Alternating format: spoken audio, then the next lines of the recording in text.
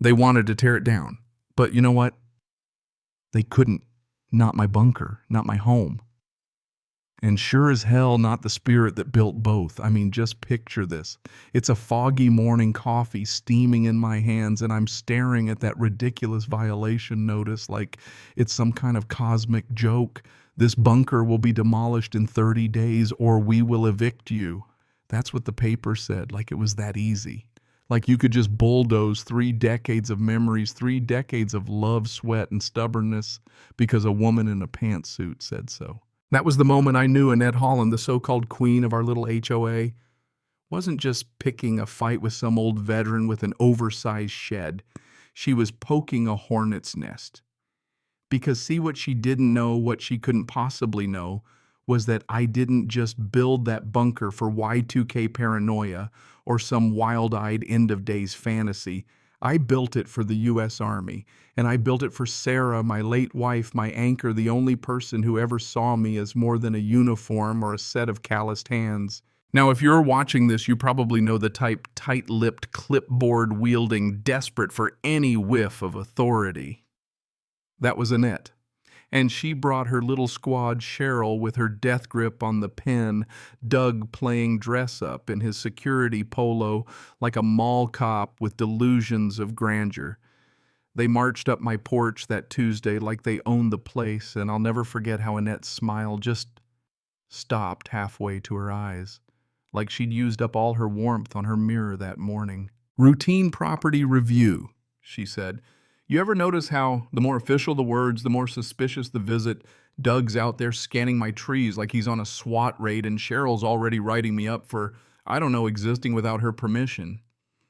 Then Annette spots the bunker hatch, a camouflaged patch tucked right up against the boulders like it was daring her to ask. "And what's that?" she asks, voice dripping with curiosity as fake as her pearls. "It's a storm shelter, Annette. Been there since before your little kingdom existed." Didn't matter. She wanted to see inside. Said it was a safety thing. Article 7, Section 4. You know the drill, quote, "The rules hope you sound scary enough to get what you want." But I'd seen real authority before. I'd built hardened shelters in war zones, watched generals sweat over blueprints, and I sure wasn't about to hand my sanctuary to a woman who ran meetings like she was chairing the world's most boring dictatorship. Nope.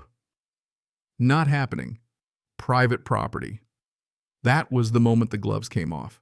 She slapped me with a $500 violation on the spot, left the paper on my porch like it was a snake she didn't want to touch, and stomped back to her sedan with Doug muttering about getting a warrant, like he even knew how. I filed an appeal thinking maybe, just maybe, reason would win out. I sent permits, old plans, even a photo of Sarah and me breaking ground. But Annette had tasted blood. The next letter came by certified mail. Appeal denied. New fine, $1,000 a day until the bunker was gone. Already over $12,000 and counting. And if I didn't demolish the place within 30 days, they'd file a lien move to evict, erase me from my own land.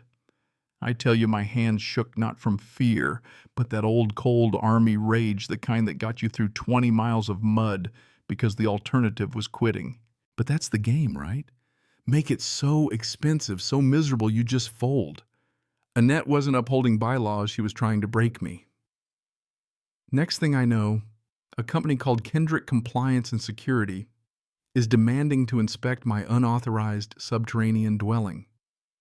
Doug, of course, is suddenly an agent now with a vest and a clipboard strutting up like I'm some kind of criminal. "Morning, Doug. You here to trespass or just embarrass yourself?" I stood my ground, literally. He tried quoting rules, puffing up like a rooster. But I just looked him in the eye. Bullies push until they get pushed back. Doug blinked first. And for his trouble, the board billed me $1,500 for a missed inspection. The fines kept stacking, and now I'm thinking this is bigger than me. I needed backup. That's when I found Davies, an attorney with a handshake like sandpaper and eyes that missed nothing. He laid it out. Annette was reaching, the bylaw was new, but they drowned me in legal fees just for fun. "It's a war of attrition," he said, and suddenly it felt less like a neighborhood and more like a battlefield. So I went home, sat in the quiet. stared at the old cabin Sarah and I built, the wood stained by our hands. The memories thick as dust. My daughter Amy called, offered to help me move, sell the place, start over closer to her. I could hear the worry in her voice and it gutted me. But I told her the truth, I can't. I just can't. This isn't just a house. It's our forever. Then it hit me. You don't run from a fight worth having. You dig in, reinforce your corner, and make it your stronghold. I hauled out my old Army blueprints, found the original design stamped by the Corps of Engineers. Called Mark, my old contractor buddy from the Gulf, man, could build a fortress with a bag of concrete and a prayer. Mark, you want to see a bored president cry, I joked. He laughed, and suddenly the tide started to turn. Next came the counterattack. I documented everything: photos, videos, measurements, redundant systems, rebar, the whole 9 yards. I started live streaming walkthroughs, engineering principles, best practices, showing how Sarah had insisted on backup radios, just in case. Didn't say a word about a net or the HOA, I just taught and people watched. Vets, preppers, folks from all over started chiming in, sharing stories, offering support. Suddenly, I wasn't just an old guy on the ropes, I was the expert. Mike Reyes, my neighbor, finally worked up the nerve to visit. Mike's an electrician better than most, and he'd kept his distance for months, scared of Annette's wrath. She fined me $200 for a trash can last spring, he admitted, shaking his head. But when he saw the bunker, inspected the wiring, checked every junction, he came up grinning. Jack, this is cleaner than most hospitals. He even signed a notarized letter to back me up. Now I had an expert witness. And of course the rumors started flying, Annette and Cheryl spinning tales about me being a doomsday prepper, Doug dropping hints about explosives, even noise complaints for my little drill. They hammered unsafe structure signs into my yard, illegal of course. I took photos, pulled the signs, and kept them as evidence. That's when I changed the narrative. Live streamed a full tour, answered questions, showed the military-grade details. Before I knew it, the video had tens of thousands of views. Reporters started calling. My neighbors saw the truth. This wasn't a hazard, it was a marvel. Then Mark arrived, my ace in the hole. He ran a full structural analysis, certified the bunker as civil defense class 1, top of the line, safer than most city shelters. I made a short, sweet video, held up Annette's violation notice in one hand, Mark's certification in the other. One of these is written in a clubhouse. The other is written in concrete. Then I lit the violation on fire, filmed it turn to ash, and sent the video to the entire HOA board. Silence. For 2 days, not a peep.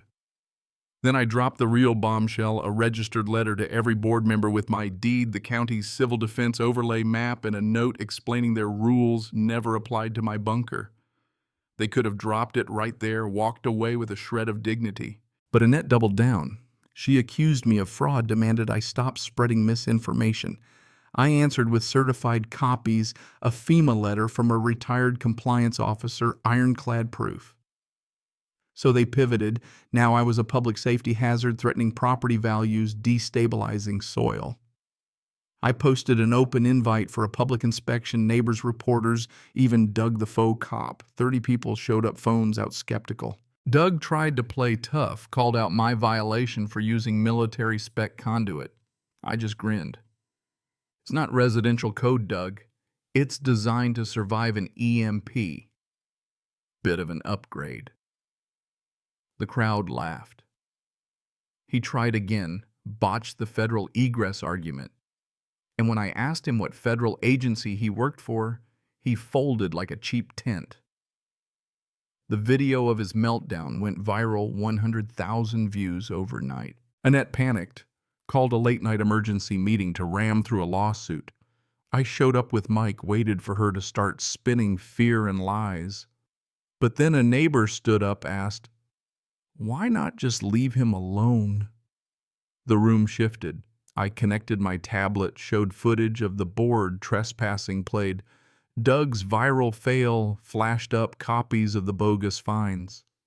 Then I dropped the bomb. The bunker was now formally registered as a certified civil defense structure, untouchable by HOA rules. If they sued, I'd countersue. That's when the revolt started. A guy in the back, fined for the wrong color mailbox, stood up, called for a vote of no confidence. People cheered. The board was recalled on the spot. Annette left in a fury, and for the first time in weeks, I felt the weight start to lift. But Annette wasn't done. Publicly humiliated, she started calling herself the victim, spinning stories to anyone who'd listen about me being a militia extremist. It might have worked if not for Cheryl, who finally found her conscience and blew the whistle. Turns out, Annette tried to plant evidence, forge complaints, even signed Sarah's name, my late wife, to a fake warning letter. That was the last straw. With Cheryl's sworn statement, the cops had all they needed. Annette was hit with citations for trespassing and document forgery.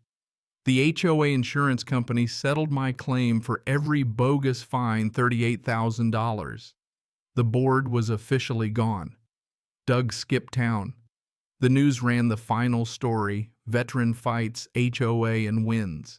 And just like that, the fear was gone. Neighbors started talking, the new board rewrote the rules, and for the first time in a long time, people started feeling like a community. My video channel grew: vets, homeowners, regular folks asking for advice on standing up for their homes. Amy and the grandkids visited more. I mounted a plaque inside the bunker for Sarah, always ready, because that's what it was all about, a place where you're untouchable, where love and grit win out. Now standing on the hill as the sun sets, the bunker hatch nearly invisible behind me, I can finally breathe again.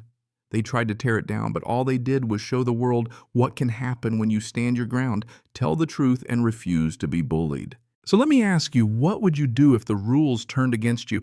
If your home, your history was on the line, have you ever stood up to a bully, won or lost? Drop your story in the comments.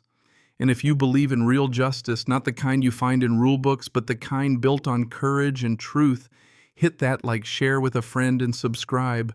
Let's remind the world that some things are worth fighting for.